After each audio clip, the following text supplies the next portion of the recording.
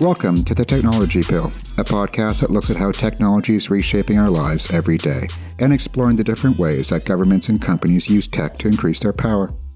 My name is Gus Hossain, and I'm the Executive Director at Privacy International. And I'm Caitlin, and I'm PI's Campaigns Coordinator. Hi. Hi, my name is Tommaso Falchetta, and I'm the Global Advocacy Coordinator at PI. In this edition, we have some wonderful guests. Eduardo from Transparencia Electoral and Vladimir from R3D in Mexico. And we're recording this right at the end of 2024 as Georgia is still protesting and Romania remains unclear. We are talking about elections. It's such a particular honor to have these guests with us. Of course, Tommaso, it's great to have you here, but particularly when we have our partners who join us, because we have this crazy faith. We've all been working in the field of human rights for quite some time. And while we can point to laws and institutions that are here to protect our rights, we have this fundamental faith that the most important institution that could protect your rights is well-resourced and sustainable organizations across the world who want to create change, positive change around the protection of rights and the use of technology. And these, what we call partner organizations, are organizations that we're so fortunate that we get to work with every day. And we've been working with these organizations and others around elections actually for quite a while now. We first got concerned around elections and social media platforms and advertising, even before it was cool to be worried about these things, even when people's favorite president and favorite campaigns were using social media and the world was still considering it a neat thing. We were a little concerned about the targeting and a little bit concerned about the data. And so we started to find more and more of these stories, say in the early 2010s. And we started coming across this firm that is now infamous called Cambridge Analytica when we were doing some work in Kenya back in 2015, 2016. And we started also noticing that U.S. presidential candidates, and not just the Trump campaign, they'd started using these types of techniques, and they'd started using a firm like Cambridge Analytica back in 2016. And so after elections started becoming really interesting to people, we decided that we wanted to get to the root of these problems. And that's why it's so wonderful to have Tommaso joining us today as well, because he's been working on this issue at PI since we started digging into the roots of it, and particularly around the practice of election observation. So Tommaso, can you just give us some context in your own work at PI around elections? Yeah, thank you. So you were right to say that this 2024 has been this super election year.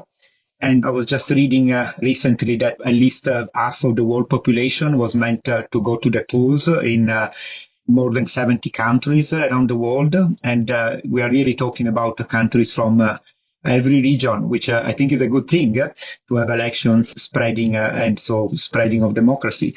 We have also seen technologies playing an important role in many of these elections. For example, we have seen claims of election interference via social media platforms. And I think you probably have heard that there were a lot of concerns about the use of AI.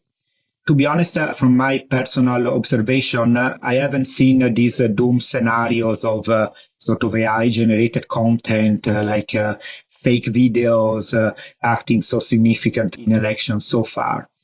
But we continue to see significant attention on issues such as disinformation and voter manipulation via social media, cybersecurity risks during elections. We have also heard of exclusion of voters due to the introduction of technologies such as biometric voter registrations or requirements such as digital IDs. So yeah, I think 2024 will offer some good lessons to learn.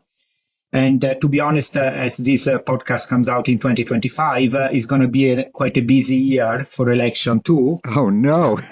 Oh, that yes, sounds like a threat. So we will continue to work on this issue. We have partners who will be working on election-related issues in their countries in 2025. So, yeah, but I think although, as you say, we have been kind of seeing issues related to technology and election for quite some time, It's been really the last 6 years that we have developed a project dedicated on the issues of the role of technologies in the election cycle. Clearly, the way we began it was, I guess, with the realization that some of the practices of exploitation of personal data for commercial advertising were being picked up to target potential voters. So, you rightly mentioned Cambridge Analytica. I think is still in everybody's mind. But, Cambridge Analytica was just one example, one company out of many thousands of companies to exploit our data, basically, including in the context of elections. So while I think that practice was not new, the fact that it was developed at such a sensitive time as during election, or let's say to influence individuals' opinions in sort of politics, let's say, that's a significant development worth looking into. I think a lot of the discourse around this, around Cambridge Analytica and content in social media context in elections has been focusing on disinformation, fake news, things like that. We have been trying to look more at what goes behind the content the one sees. So how your data is used so that you can see that content. That is kind of the bread and butter of targeted advertising, which is, as I said, is where we really started it. But it seems to have become more and more a tool of political parties and sort of political organization. So that's where we started. I love that. And it reminds me very much of before the proverbial hit the fan in 2016 after the Trump election win.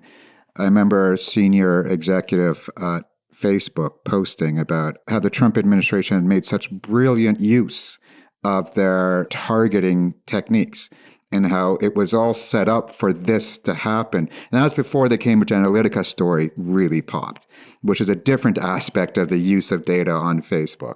And so, yeah, what you say, Tommaso, really resonates with that moment, which is to say the use of data by political parties and campaigners and the marriage with the use of data by social media firms, it was just ripe. It was waiting to happen. And it seems the world woke up to it in 2016 after the Trump election, but it had been going on for quite some time. And so, yeah, I'm aware that we have taken a very specific approach on how we were to intervene in this huge domain that involves the conduct of billions of people across the planet. So what was the approach that we ended up taking, Tommaso? Yeah, so I think the other aspect that we identified, it's pretty clear that technology does not only affect the political campaigning. So it's not all just about the social media aspect of it. It affects how and if people can vote in all the phases of an election cycle. So, yeah, we were not an expert, I can say, on some of these issues. And I think that's why we partner with international and national election observers to better understand their work and the challenges that they face in assessing the role of technologies in elections. And obviously to provide our expertise, which at that time was in particular on data protection and privacy, which was an issue that had not yet come to the fore for international election observers and national election observers.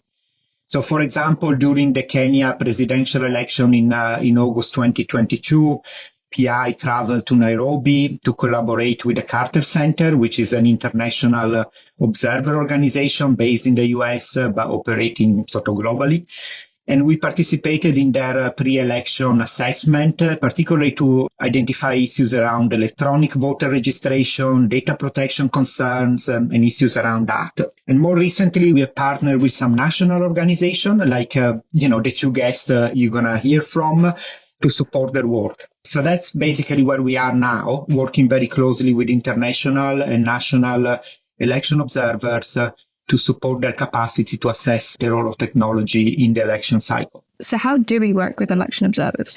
How does that relationship work? Yes. So first of all, it was to look at their methodologies and identify the kind of tools that they use and what they need in order to carry out their work.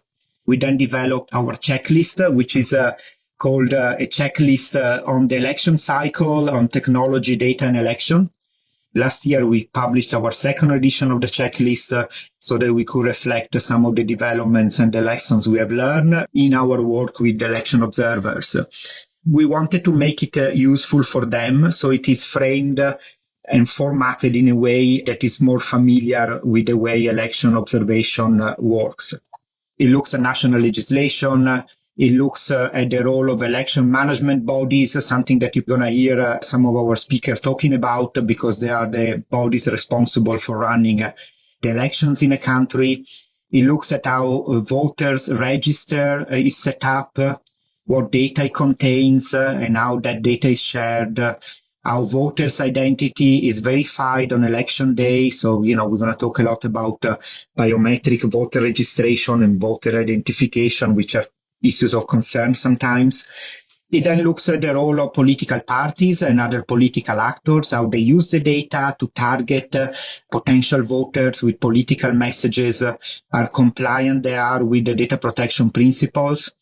And as campaign financing is such an important aspect to assess the fairness of elections, our checklist also questions how transparent political parties are on contracting digital market companies and spending money on social media for their sort of political campaigning.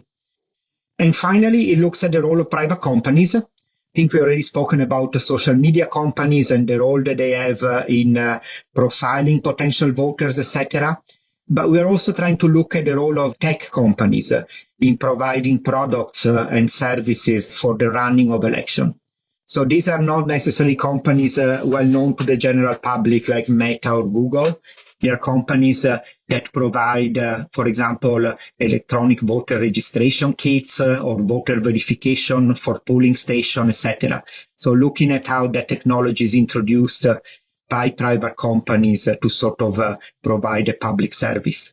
So that's basically what the checklist is in a nutshell. It provides questions for election observers to ask to the relevant authorities, and it provides a recommendation. From an outsider view of the work that PI has been doing, even though I'm on the inside of PI, I'm so distant from the interesting work that takes place. I'm so distant from it that I need to host a podcast so I can hear about the work that PI is doing. My understanding is that the checklist that you've outlined, Tommaso, is of value. It is something that has informed some processes or some practices. Yeah, I hope so. I mean, the feedback we got has been quite positive. So I guess there are so many different actors in the election context.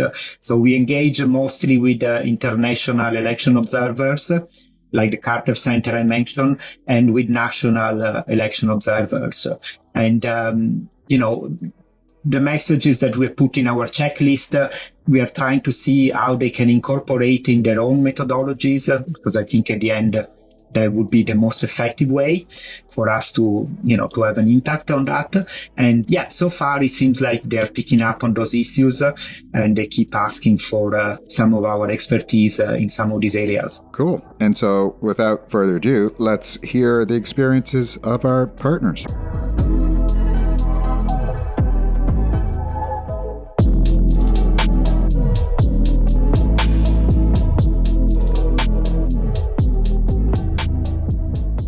I'm Eduardo Repillosa Fernandez, Director General of Transparencia Electoral. Is it okay if I say Transparencia Electoral or TE, or what's the way I can avoid humiliating myself every time I say the name of the organization?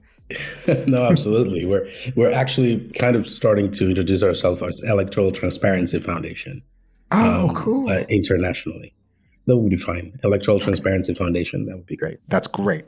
Okay, so yeah, tell us, what do you do? So Transparencia Electoral is a civil society organization. It was born originally as a domestic election monitor in Argentina, Buenos Aires, Argentina, 11 years ago.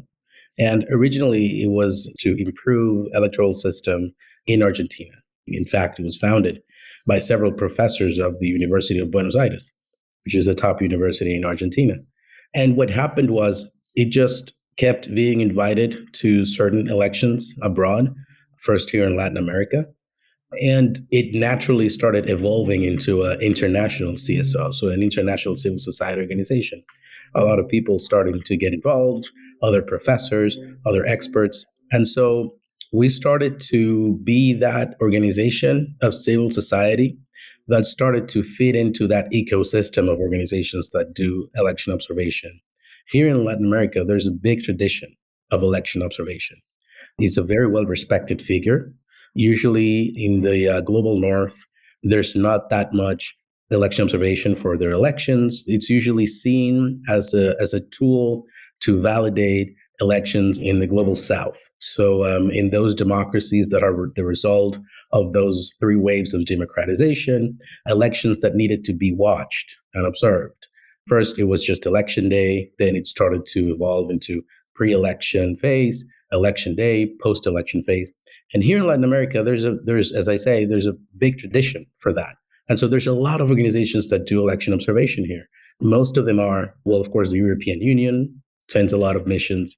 The OAS, which is the regional organization here, multilateral organization made up of governments.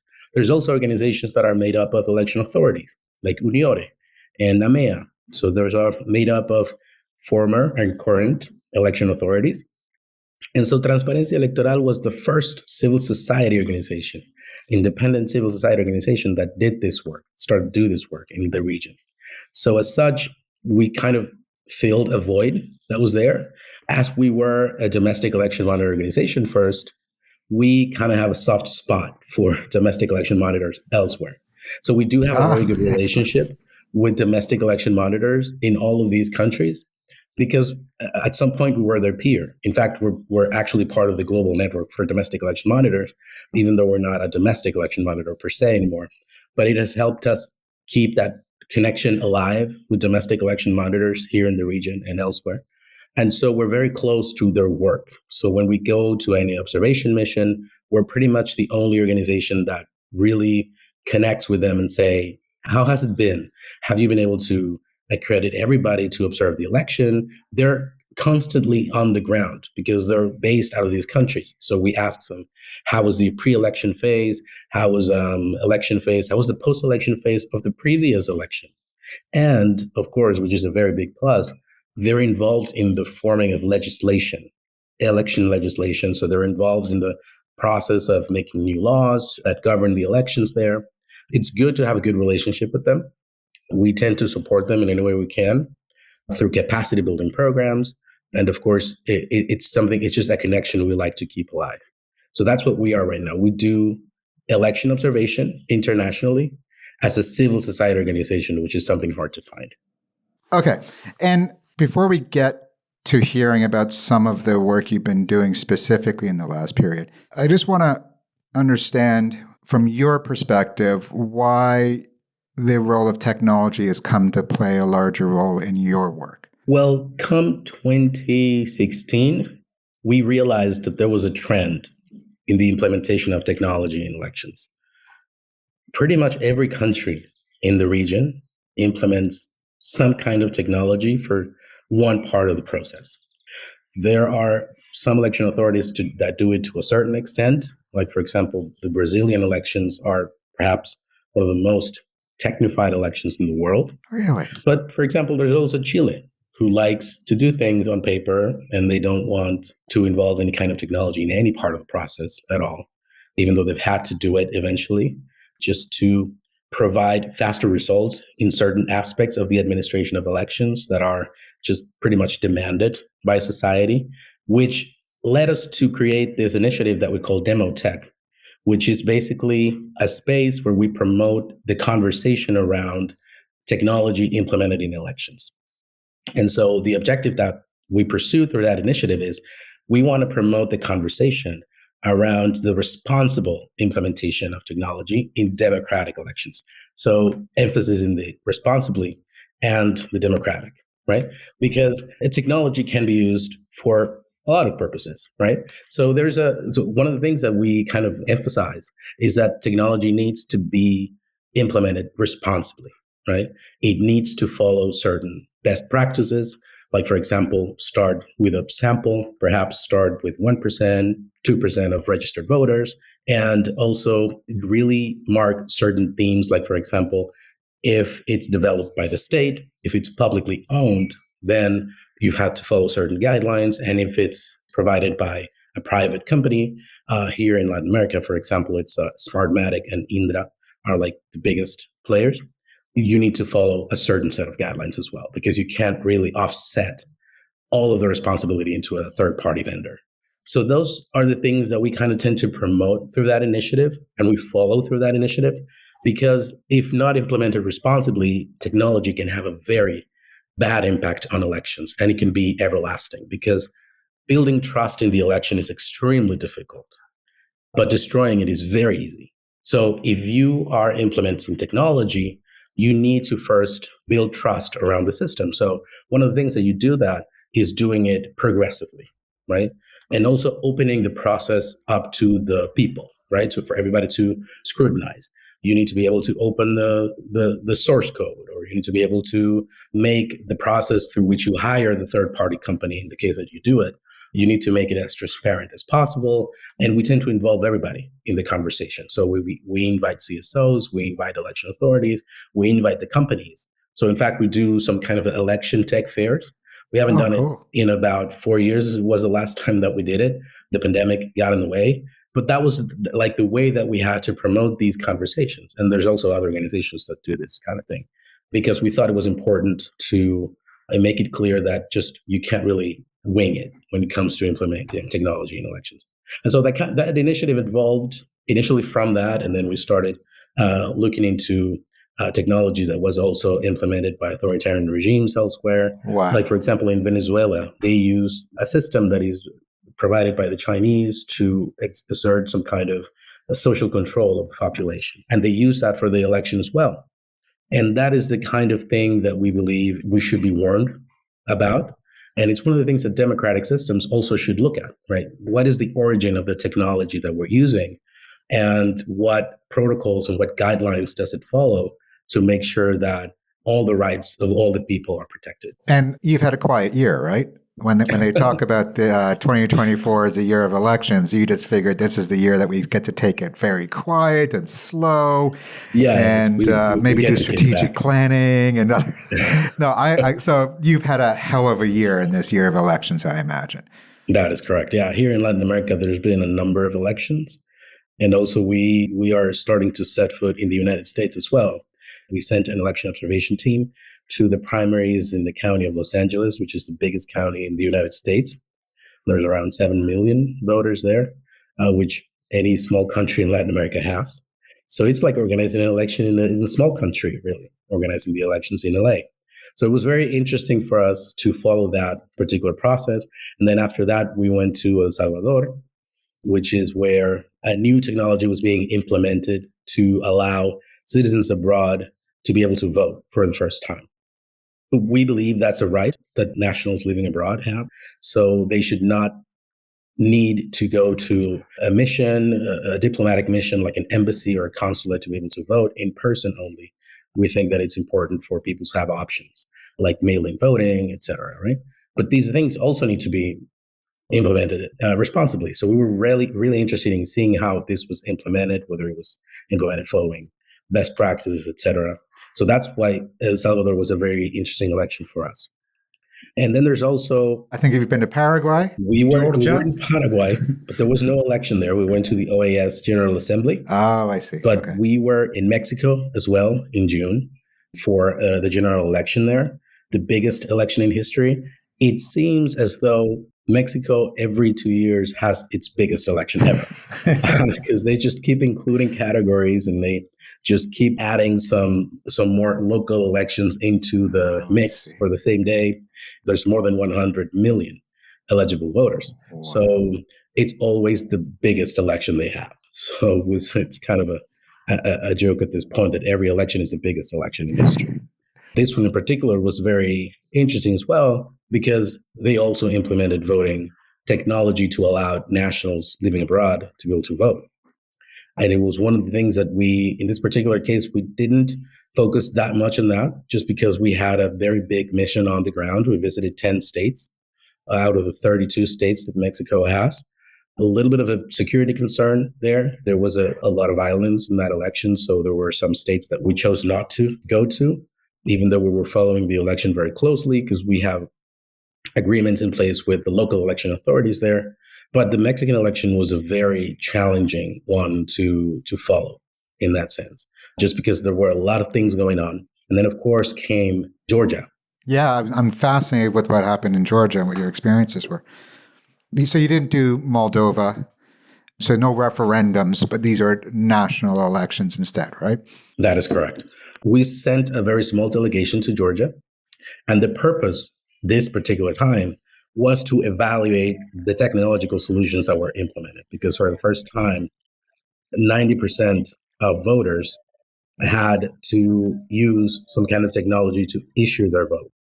It was not electronic voting in the sense that, like in Brazil, there is an electronic ballot box that stores the vote.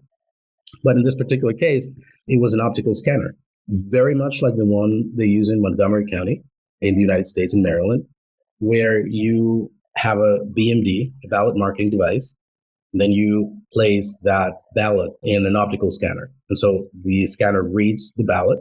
So you as the voter, you do that? Yeah, that's correct. Oh, that's interesting. I didn't know that. We have a large amount of listeners in America who are going to presume that when we're saying Georgia, we're talking about the state above Florida, and actually we're talking about the nation state, Georgia. Yes, that's correct. The country in the Caucasus region. Then you threw Montgomery County in there. So it's just like, this is crazy. This is so cool. Yes, but yeah, absolutely. I genuinely didn't know that because I only vote in person in the UK where you fill out a piece of paper and you put that into a box. I didn't realize that there's these other systems where you fill out a piece of paper and then you are the one scanning it and then it's recognized. So it makes good sense. It never occurred to me. Yes. So there's two in Georgia, in the country of Georgia, over there in, some say it's Europe, some say it's Asia. They like to say they're Europe. Yeah, and that's the controversial element of the election this year. That's why it was such a febrile environment. Yes, that is correct. So the polarization was based around, are we Europe or are we not Europe? Are we something else? Not necessarily Asia, but, the government does the ruling party seems to maintain a stance of belonging to the European Union. So they're a formal candidate right now. But when it comes to taking action to become a formal member, it just doesn't happen. And in fact, they do things that they know are not well seen by the European Union, such as approving the law of foreign agents, like, for example, to limit the work of civil society organizations. That was something that we put in our statement for the election. So we were there only exclusively, pretty much, to assess the technology that was implemented for the election. And it worked actually very well. They have a digital roster of voters. So the voter checks their ID. It can be done manually or by scanning the ID. The machines are not interconnected. They're not connected to each other. So they fill in the ballot in paper, manually in paper, and then they scan the ballot. The ballot is counted by the scanner and then dropped into a ballot box. So when the scanner is put into counting mode, it counts all the votes and it issues a tally for the preliminary count. And then when they open the box, because the scanner is like what seals the box, when they open the ballot box, they count them again. And so that takes a little bit more time to count the ballots manually. But the tally is issued by the scanner is what is used to be transmitted to the CEC for the preliminary count for informational purposes. So it was within 2 hours that they provided results to the country and made them public. And 2 hours is a very good time. And it seems to us that society is requiring this, results to be presented faster every time. And so it's very hard to do that. And I think they achieved that by implementing this system. And the manual count of the votes is what actually counts in the end. That's the formal final count. That's really interesting. Because I think in people's expectations, the paper matters. The thing that I marked should be the thing that somebody looks at and counts. And as you're saying, like being transparent about the use of technology, but also taking people through this story of how the technology is used. I think keeping that link is very helpful. Absolutely. It was a very fast process, just mostly because there were very few categories to choose from. So it was just one option that they needed to mark because it was national parliamentary elections. So they were just voting for a party. Oh, I see. Unlike in Mexico, where they were just bringing together so many things. Like in the UK elections, it's often you're voting for local, regional, and other things. And so you have multiple pieces of paper and you're annoyed by the end of it. Yes. In fact, in the county of LA, they have so many measures in the ballot that what they do is that they provide the voter with the possibility of going through some kind of voting simulation and selecting their options beforehand. And then it gives them a QR code that you bring over to the machine, to the ballot marking device, to the BMD, and they scan it there, and it pre-populates the ballot for them. And so the voter just needs to make sure that the options that they selected were in fact the ones that they selected at home. And then they insert the blank ballot, and then it prints it. They check it, and then it just goes into a ballot box right there by the machine. And at some point you have to do it, because otherwise, in the United States in particular, where there's so many measures, the voter could be in front of the BMD or in front of the ballot in the booth for half an hour, just selecting all of the options. I mean, there's just so many. There's referendums, there's school board, sheriff, amendments, propositions. I mean, it's just incredible the amount of things. And so in Maryland, which is where we were, the trip I'm returning from, we went to Washington, D.C. The District of Columbia has a very small election authority, so we didn't want to just put in any further pressure on that authority. So we went to Montgomery County, which is in Maryland. We have a very good relationship with the supervisor of elections, the State Board of Elections in Maryland. And so they put together a list of polling stations that we could visit in Maryland, in Montgomery County. And it was very similar to Georgia in the sense that there was an optical scanner. The only difference was that in Montgomery County, the voter has two options. They can either fill in the ballot on paper, or they can be handed a blank ballot so that it goes to a BMD, a ballot marking device. They select the options. And then just like in LA, they insert the blank ballot, and then the ballot comes out with all the options marked. And so then they go to the optical scanner, which can read either the paper ballot that was marked by hand or the ballot that it's printed out by the BMD. So it's also a very fast process. In both elections, in both Georgia and Montgomery County, the provider is not publicly owned. So it's a third-party vendor. In Georgia, we were able to talk to the third-party vendor because our specific purpose of being in Georgia was assessing the way in which technology was implemented. In Montgomery County, we didn't get a chance because in the United States, our missions are more academic, for academic purposes, rather than an actual observation mission. So it's very important to make the distinction because there's several ways in which we accompany elections. And that really depends on the agreement and the limitations or the agreement that we have with the election authority. Because being an international observer, we have to follow a certain code of conduct.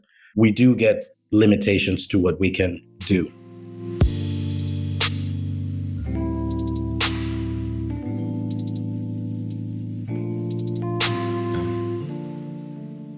When we started working on this kind of field of election like 5 years or so ago, we were kind of a bit overwhelmed by the number of organizations that are involved in elections.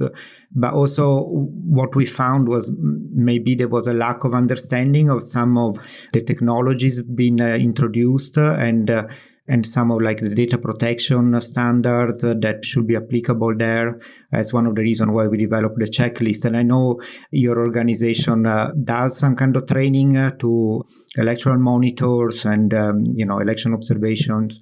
So I was wondering, what is your experience there? How do they take the understanding of new technologies and data protection sort of standards in their work? Yes. So in partnering with Privacy International, what we did at the beginning of the year and what we're still doing is pretty much driving these capacity building programs, not just for domestic election monitors, but also for election authorities, local and national.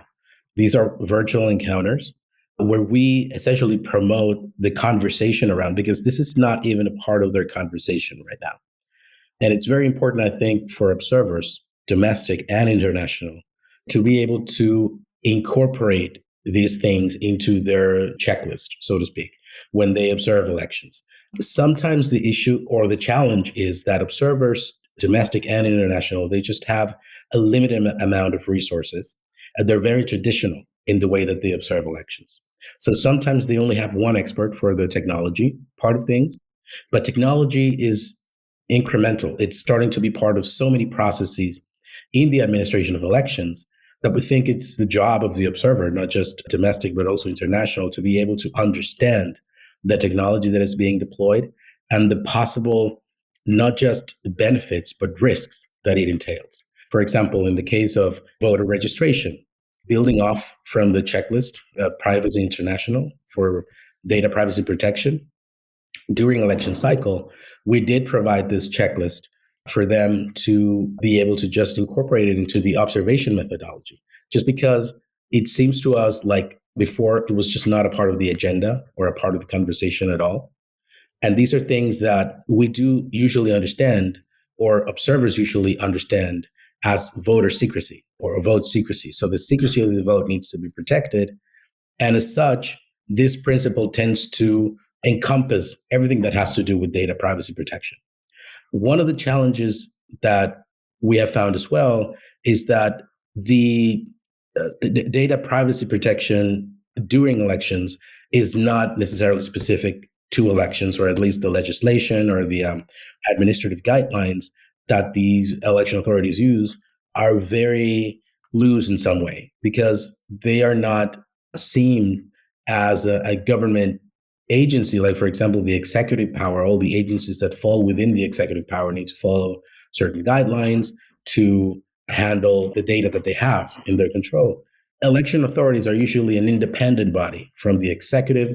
It depends really on the administrative design or the institutional design of the election administration. Sometimes it's shared responsibility between executive and judicial. Sometimes it's only judicial. Sometimes it's not even judicial executive. It's just an independent body that doesn't have anything to do with any of the branches. So the data privacy protection legislation is usually only applied for institutions that are within those two branches, executive or judicial. So when they're out of that scope, we rely exclusively on administrative guidelines that the independent body, implements. So that has been a bit of a challenge to make them understand that they need to develop these guidelines for data privacy protection.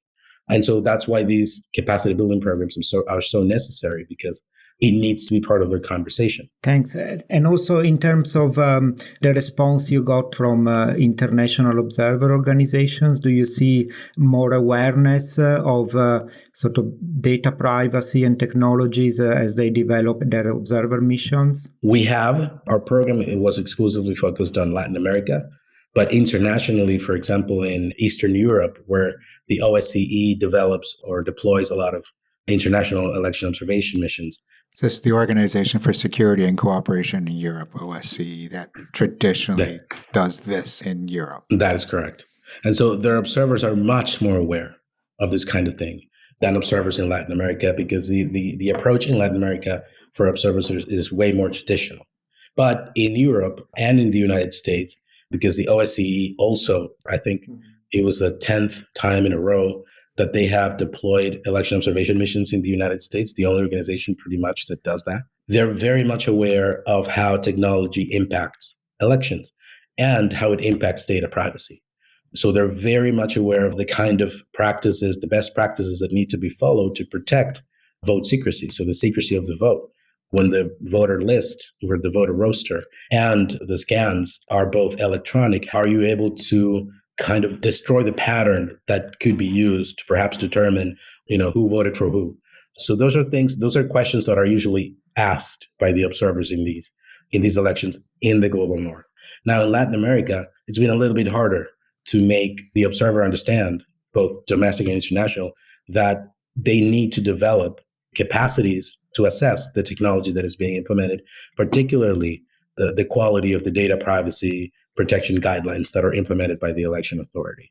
So far, what we have seen is that in the global north, observers are way more aware of this. And here in Latin America, there's a bit of a way to go. And why? Because it's not as significant a concern? Or is it the way the technology has been deployed? Why hasn't it reached that point? We think here in Latin America, the technologies have been implemented more progressively than perhaps elsewhere. And technology has not reached that level of sophistication.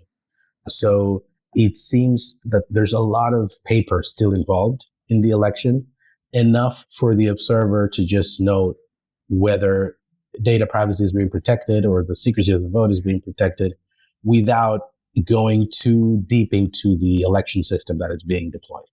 So for example, here in Argentina, everybody votes on paper. There's an electronic transmission of results, the preliminary results, but everything else is done on paper. In the case, for example, of Brazil, they've been using the electronic ballot box for 30 years now.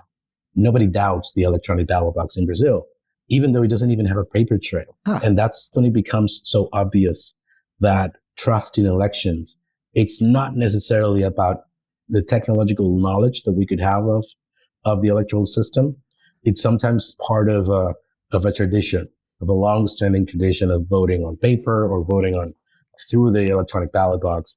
So here in Latin America, just the level of sophistication has not been to a point where the observer feels, or the organizations that do this work feel, that that should be something that need to dig deep into. That is not to say that it's not going to happen or that it's not already happening, because they are getting there. Elections, for example, in El Salvador, they already implemented, or in Mexico, they already started implementing vote by internet for nationals that live abroad. That is not to say that they won't be doing it nationally, but we have to remember that Mexico and El Salvador have a very big portion of their population living abroad. So the vote of those living abroad can tip the scale of a particular election on where it leans one way or the other. So it's very important to follow these developments and to be able to assess the quality of those particular systems. Yeah, our colleague from Moldova was recounting on how both the referendum and the presidential elections were tipped and to the outcome that they reached because of the diaspora vote, which this blows my mind that that is the case, but it makes complete sense if you think about some of these countries in the history of movement of people. Fascinating. Yeah, that's correct. In fact, the Ukrainian Central Election Commission is preparing for elections after war. And there's so many displaced Ukrainian refugees all over Europe. How can they vote? The legislation currently only allows for a vote to happen in person at a diplomatic mission. The diplomatic missions do not have the structure or the physical space to serve that many voters. So it either implements technology or alternative ways to allow all of those people to vote, which we believe they have the right to vote, while they do so responsibly. So are you going to vote online? Are you going to vote by mail? Or whatever alternative method that they use, it needs to be done responsibly. And that's part of the conversation they're having right now. What is the alternative method that we should propose? Is there any particular technology that you are particularly concerned about in the way it's been introduced in elections? I mean, we often talk about biometric voter registration, for example, but, I don't know which one you would put at the top of your list. So I would absolutely put that on top of the list. Biometric technology for voter identification. At the end of the day, this is data that needs to be handled very carefully and that needs to be handled following every possible security measure in place. And it seems that there's not a lot of that happening right now. And I think that it's because the voter is just not comfortable with that level of scrutiny into their identification. I mean, they have an ID that is issued by the state, and that perhaps should suffice, for them to be able to vote. I'll paint a scenario that is why some of the election commissions and election authorities around the world are considering biometric technology. Is that in the Georgian elections, for example, where there's no biometric identification, they have a lot of minorities. And they have, for example, down south, there's a border with Azerbaijan. They have minorities that are Muslim minorities. They're Georgian Azerbaijani. And sometimes they have issues with voters, male voters that come into a polling station with several IDs, asking to be able to vote in favor of the female members of the family who are not allowed, in their view, to vote. By Georgian law, that's not possible. And when they're not allowed to vote, sometimes it happens that they could get aggressive. Like, for example, in the case of, a disgruntled voter, there was an episode of ballot stuffing in Georgia for this past election. It happened in those regions. Here in Argentina, they've also deployed or pilots for biometric identification of voters, particularly across the border, because that's where these things tend to happen the most. Voter personification, like a voter who's pretending to be somebody else. They bring in their IDs and they try to vote in favor of other people, or they try to steal the identity of another voter. That's why biometric technology is in place. We believe that perhaps biometric technology should be implemented to the least. Like in those particular cases, for example, where it's absolutely necessary perhaps to have, or it would help to bring more trust to the election, to implement biometric technology to identify the voter. But if biometric technology is to be implemented, then security measures just need to be incremented by 1,000-fold by election authorities in order to be able to protect that kind of data, which is so sensible. So I think it has not happened in a lot of countries, but where that has happened, the context matters, and also the security measures that are in place matter.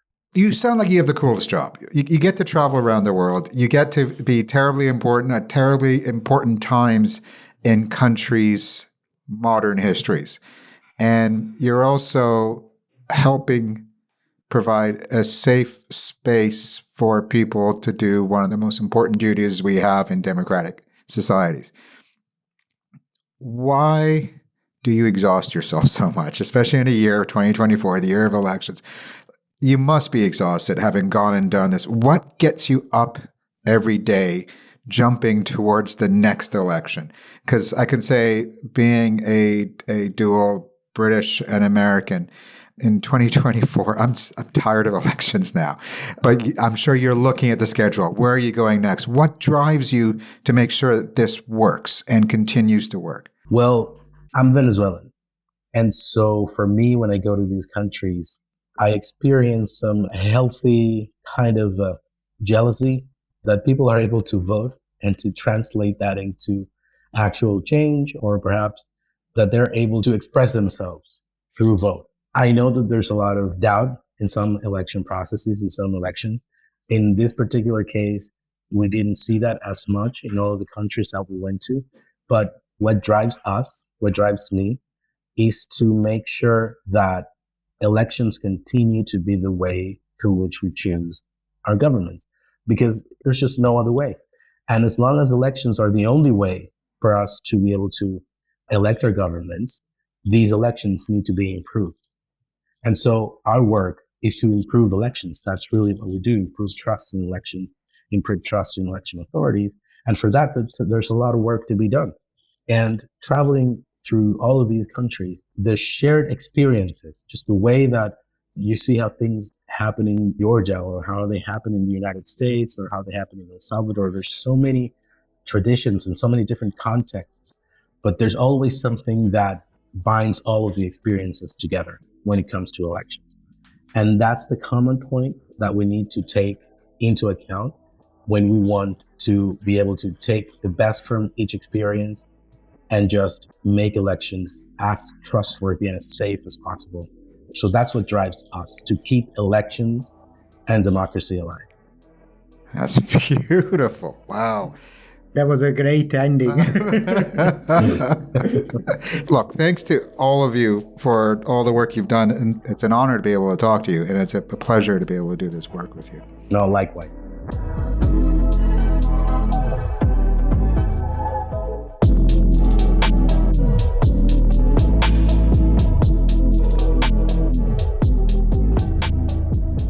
My name is Vladimir, and I'm a legal attorney and researcher at R3D. R3D is the acronym of Red en Defensa de los Derechos Digitales.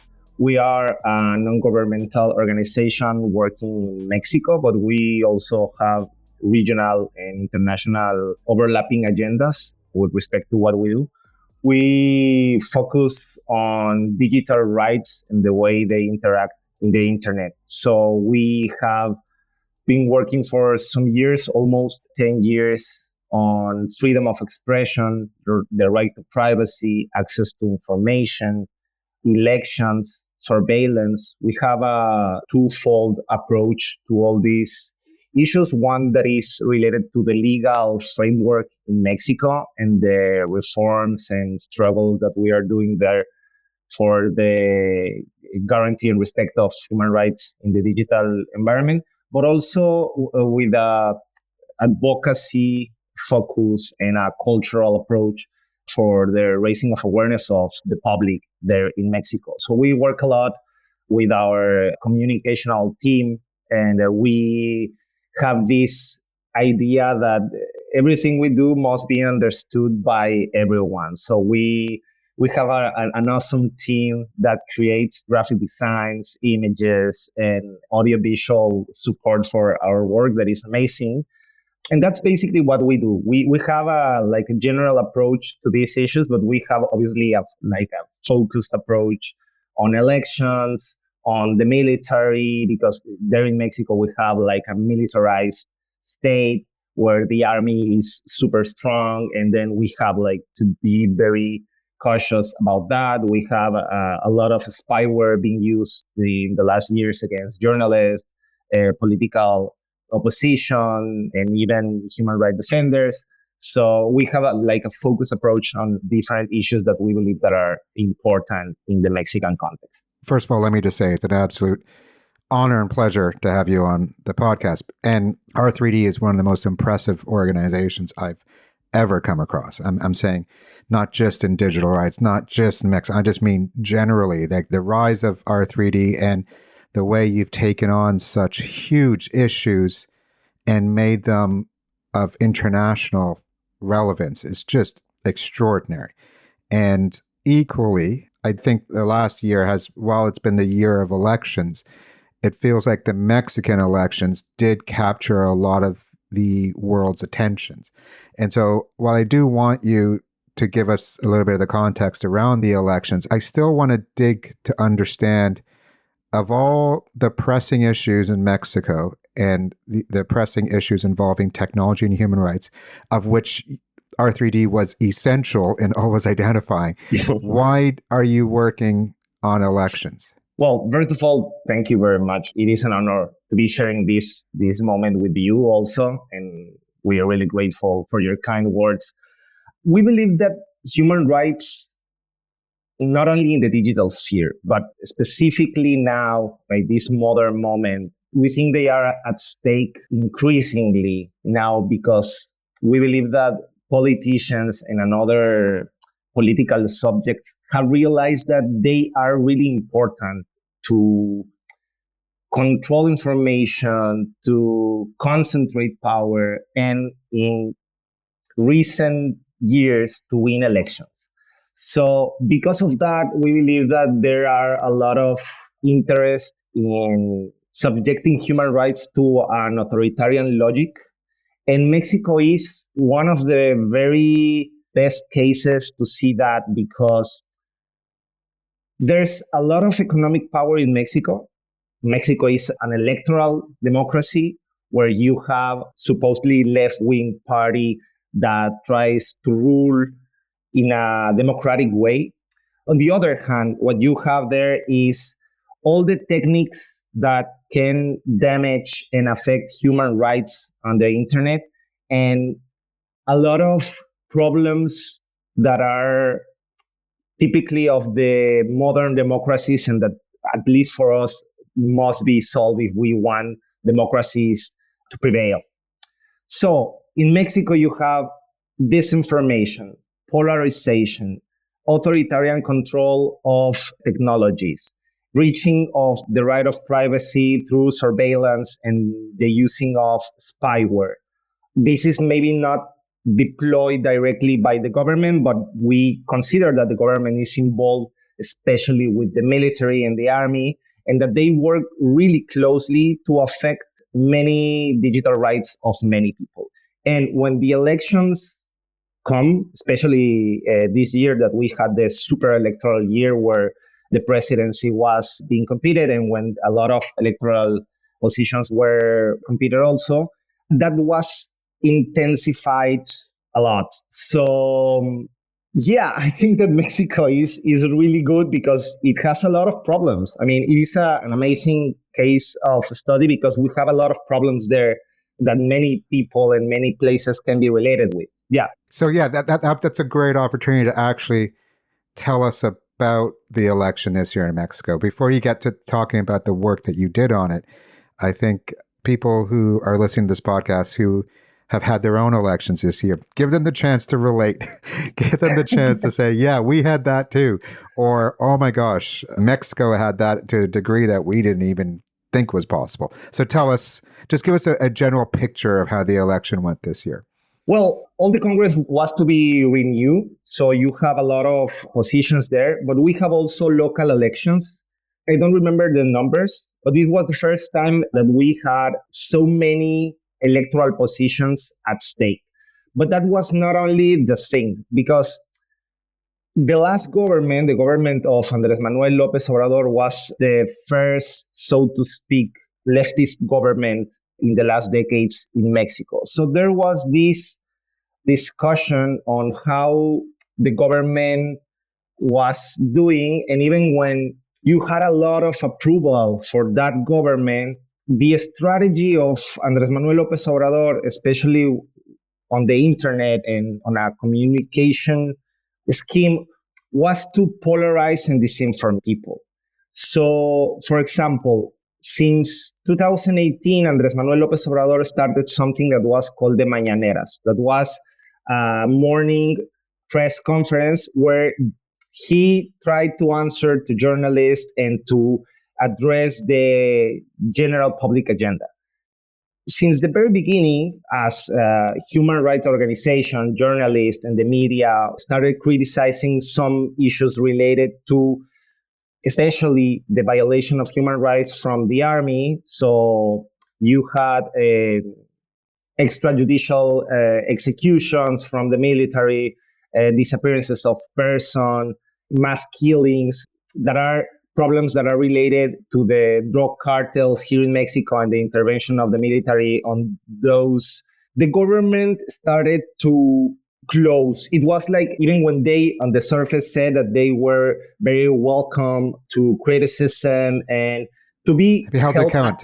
Exactly, to be held account from the public, they started to completely deny reality. So there's this phrase from Andrés Manuel López Obrador that came early in 2019 that was, yo tengo otros datos. I have another data for this. I have another information, or my data is different. My facts are different from this. Yes. We've seen that in a number of countries recently. That's interesting. Exactly. But in the Mexican case in particular, the thing was that as we have such a violent context related to the drug cartels, as we have a lot of political intervention against the opposition or a lot of prosecution against human rights defenders, these things got worse because we didn't have any factual base to criticize or to demand to the government. And that was happening just before the elections. And you had, for example, candidates that were killed before the election happened. And then you had the president maybe not denying the fact, but denying the reasons of the fact.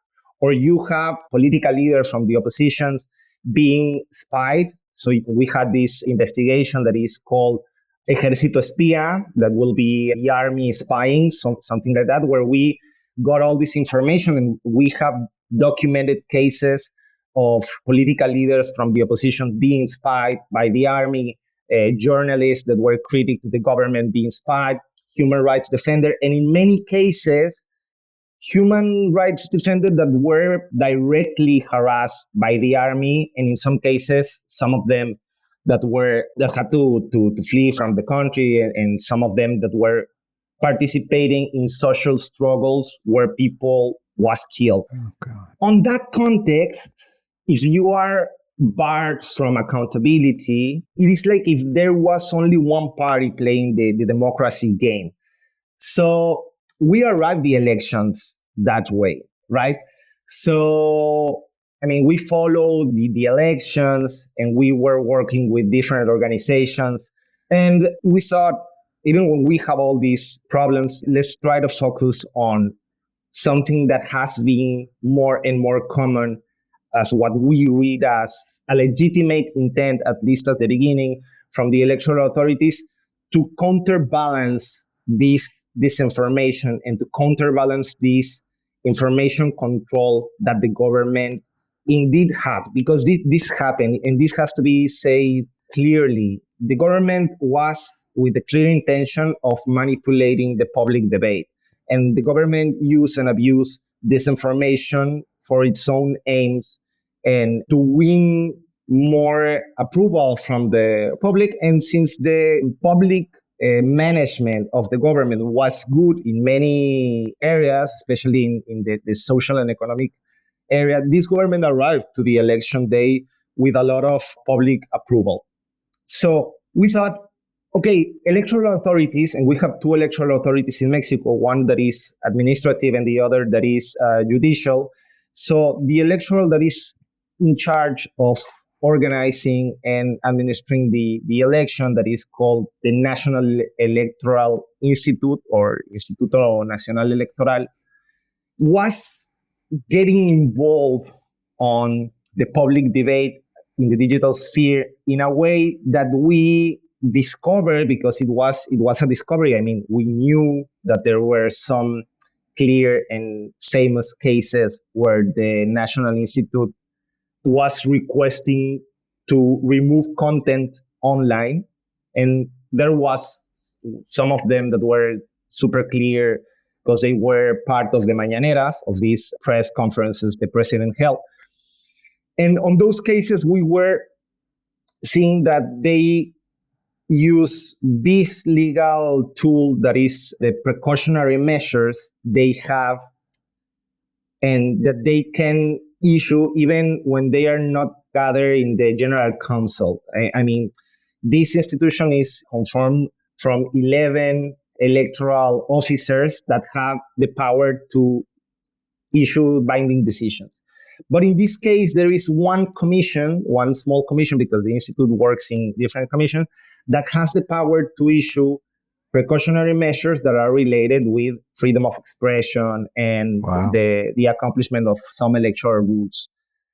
And what we discovered there is that they change the legal criteria or the legal interpretation criteria they had until 2018, where they were aware that if you remove content online, you are affecting freedom of expression, and that under the international standards of human rights, content removal is one of the very big exceptions that you are allowed to take when a clear or a really bad use of freedom of expression is happening. I mean, for example, hate speech, public incitation to genocide, child abuse content online, etc. So all these cases were not about that. All these cases were related to very ambiguous and vague criteria that the Institute took, and were directed also to the very new and broad legal figures that were established in the last years, such as gender political violence online. So,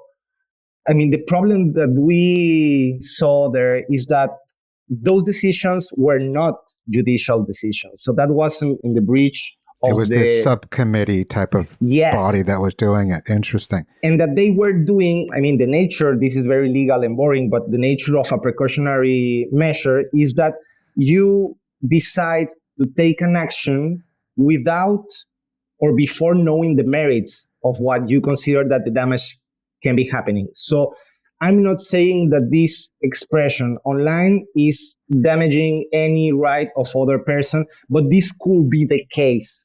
So as a precautionary measure, I issue this warrant and I request the platform to download or block or remove that content. And so which kind of platforms are we talking about? Are we talking about American companies like Meta? Yes. Oh, wow. Those warrants were directed mainly to Meta, specifically on a lot of posts on Facebook, but also on Instagram. And there were also cases directed to Twitter, to X, former Twitter, and to YouTube. We also know that there are cases, but we didn't get to them on this research, that there are cases also directed to TikTok.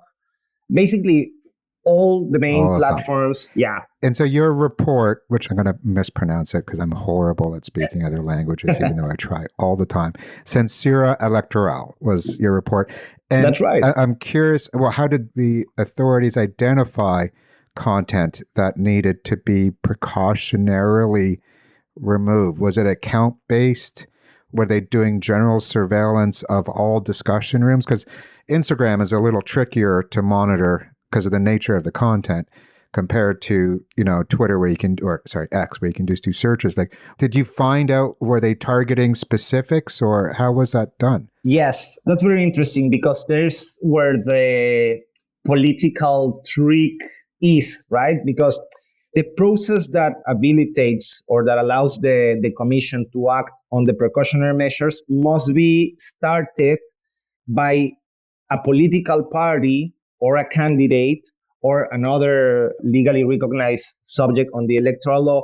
But in these cases, what happened was that the candidates that were being criticized or the political parties that were trying to suppress critics on the internet saw a publication or a news or, for example, a media report where something was established against their campaign or against their government, and they were saying, oh, this affects electoral integrity, for example, or this goes against the candidate because she's a woman and they are doing that critic because she's a woman, or they are violating electoral equality.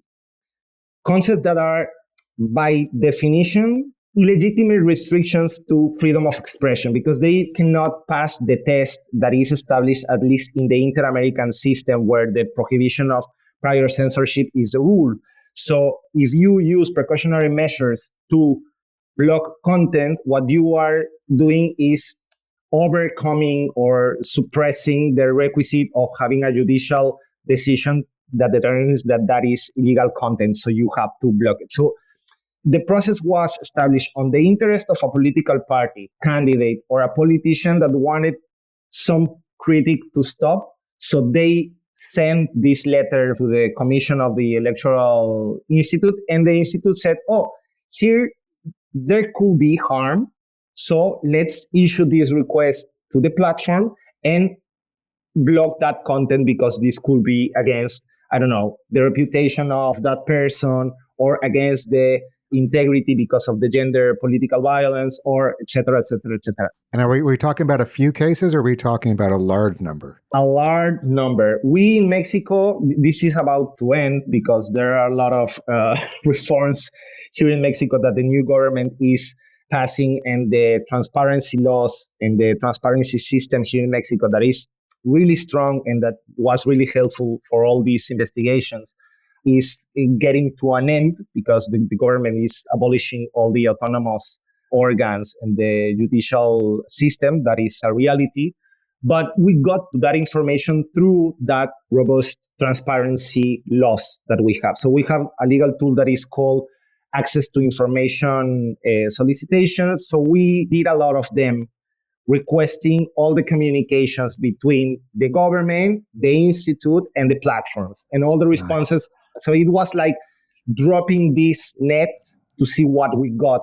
And after some research that we did on our own account, we started finding like these decisions where they changed the criteria.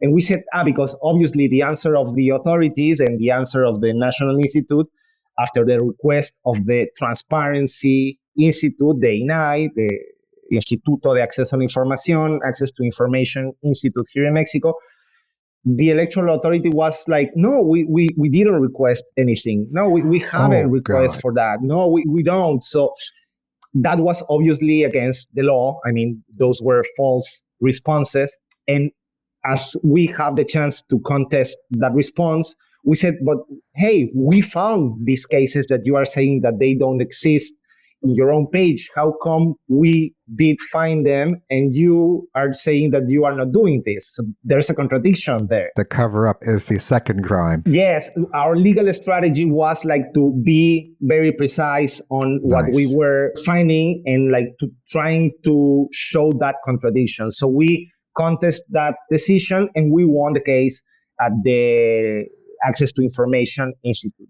Then the Institute ordered the electoral authority, no, you have to give us all the precautionary measures that you have issued. Either they are requesting for content removal or not, but all the precautionary measures you have issued to these platforms, Meta, YouTube, Twitter, all of them. And after that decision, we got our universe of cases that were Universe. yes, because we had a lot, and then we have to analyze them and contrast to see which of them were positive requests of content removals. And also, and that was something that we found on the investigation, we found that there were cases of content removals, but not only that, because we started this as a freedom of expression research or a worriness about a freedom of expression. But on the go, we found that there were also access to data requests on many users of the platform.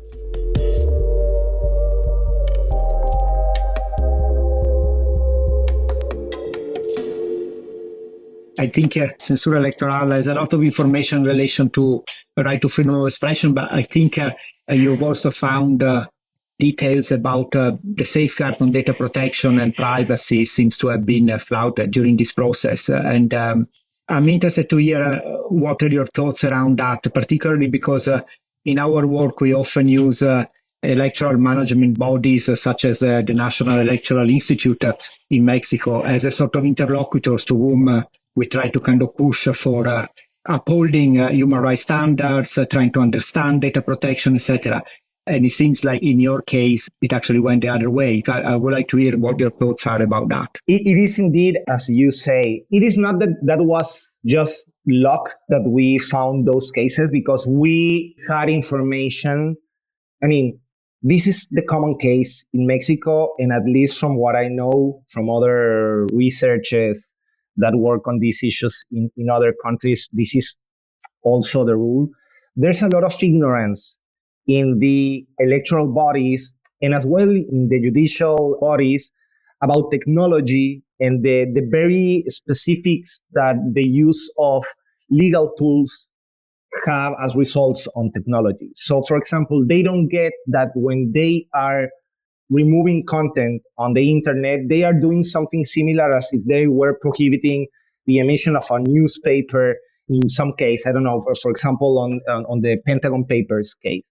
So that is the legal standard in these cases, but they don't get that. And they don't understand, for example, that if they request users' data as a net, so they say, oh, yes, this user that is publishing this that could be against any right or that could be violating the principle of electoral integrity or that could be a manifestation of online gender political violence, give me all what you have on him.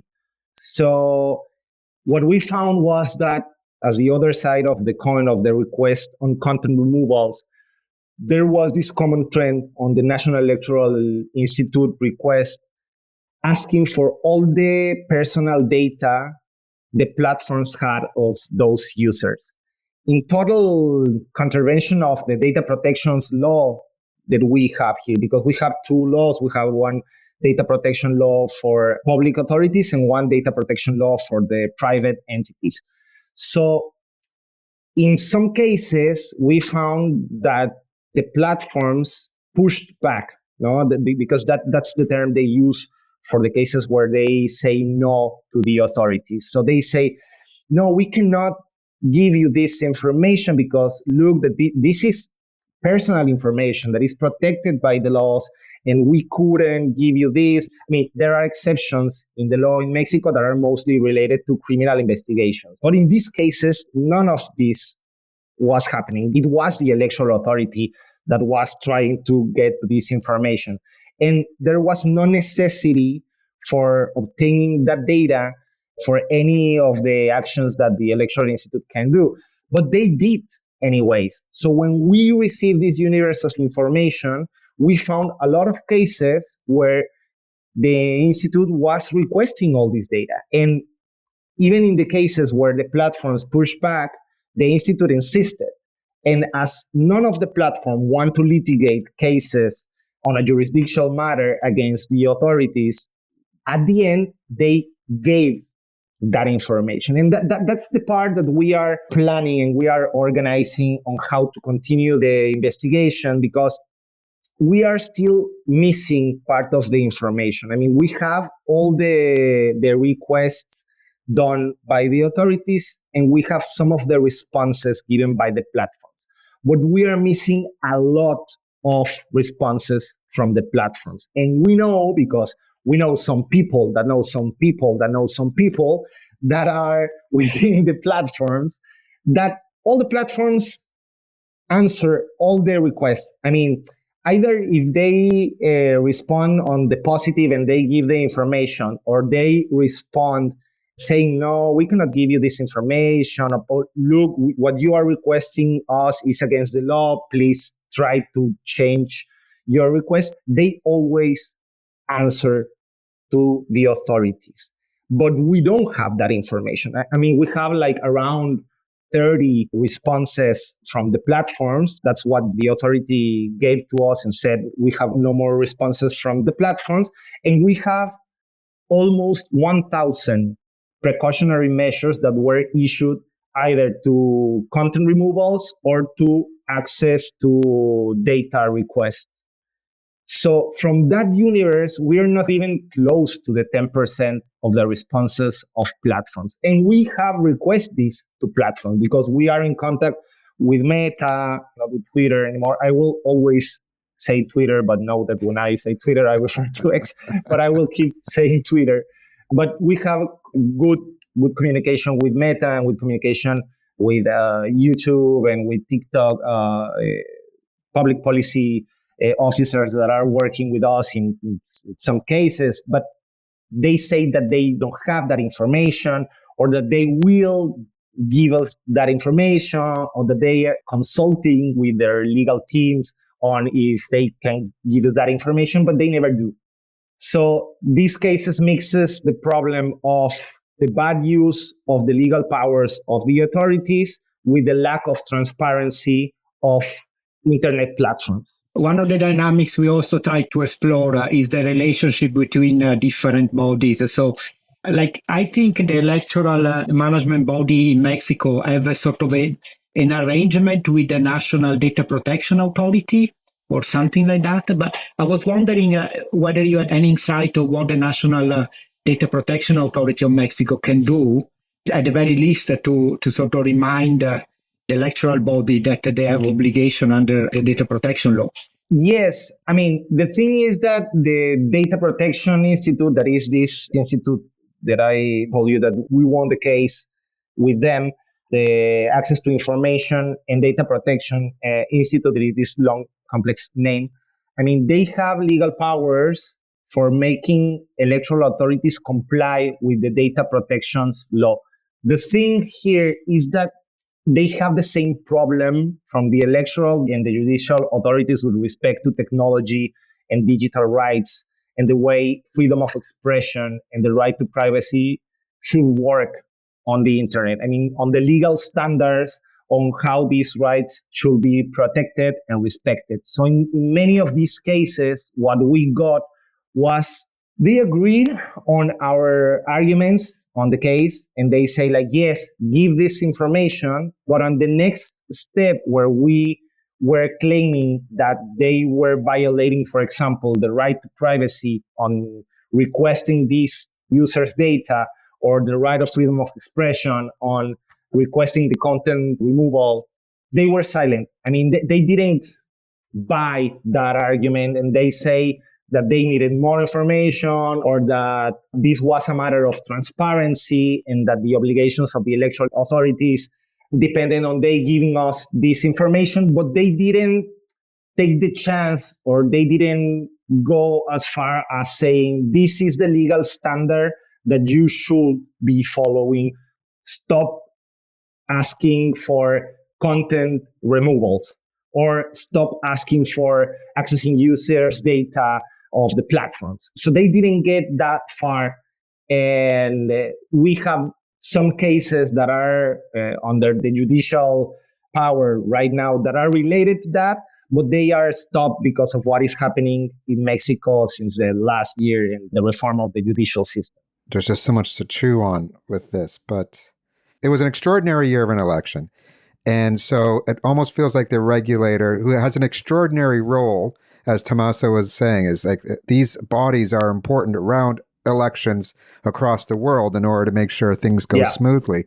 And yet this body took on powers and capacities that we haven't heard of others behaving similarly. And the dynamic that we haven't explored is how these companies respond. But they are also self-interested companies. You know, X might fight a good fight in Brazil, but it really just wants to sell its products more and sell its availability more. These very companies around the world in this year of elections made a lot of money on political advertisements. So like nobody in any of these cases is clean, full of conviction, trying to fight within the legal strictures. It's also messy. So if I could close up with this question is like, what are you going to do next? And what would you like to see next in Mexico when it comes to this? That's a great question. I mean, I agree with you. And we are very skeptical on the willingness of these companies to comply with their human rights duties. Because at the very end, what we are requesting in our legal strategies is just the compliance with the basic framework on responsibilities of corporations and human rights, those related to the respect of human rights online and those related to due process, transparency, and accountability that they should be complying with. But the facts are that they don't want to litigate cases against the national authorities. And as the ex-Elon Musk case against Brazil shows, in many cases, they are more willing to go against their human rights obligations and be calm with the authorities. And by this, I mean not having judicial cases against them than to do otherwise. And this doesn't happen in all the cases. Now, with our research and what we want to do with platforms is to get that information as a good faith action from them. I mean, we are having conversations with Meta, we are having conversations with YouTube and TikTok, requesting them to give us that information, because when we complete that part of the story, we will know the extent and we will know the risks that are happening right now in that sense.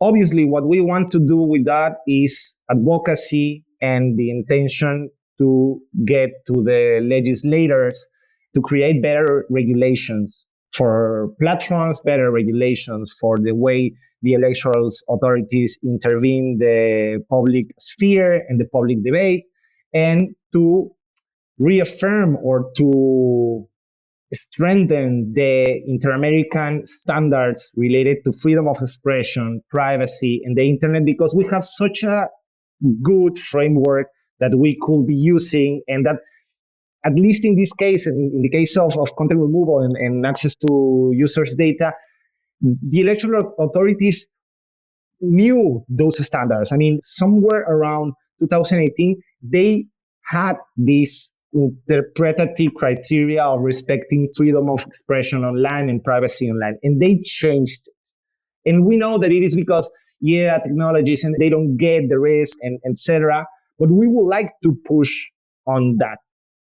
So it's like a threefold strategy. On one side, we need to get the information, construct the narrative, and complement the information to communicate that to the public so people know what the platforms are doing, what the authorities are doing, how the public debate is being manipulated, and to what extent.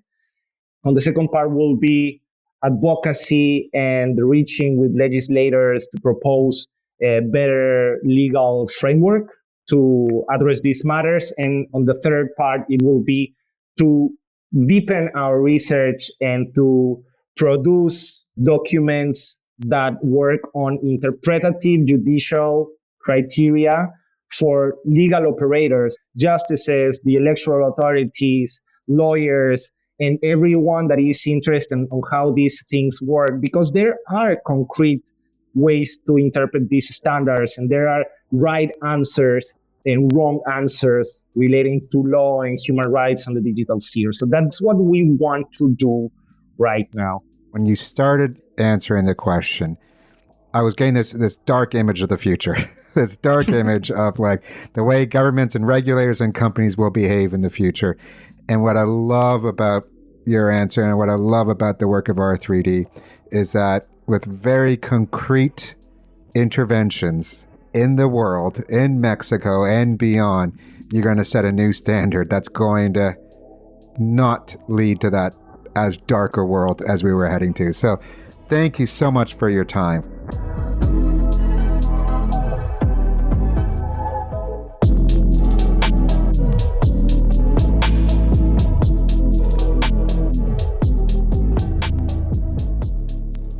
Thanks for our guests for joining us, and thank you to you for listening. As we said, this was recorded in 2024 at the end of this so-called year of elections. Elections are not done with us yet. 2025 is yet another year of elections, as Tommaso mentioned.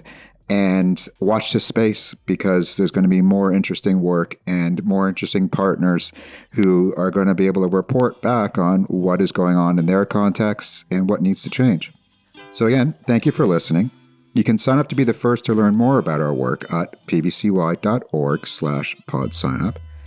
And we'll include some links to relevant information about our partners who were on this podcast and their reports, and any other articles and information in the description wherever you're listening, or on our website at pvcy.org/techpill.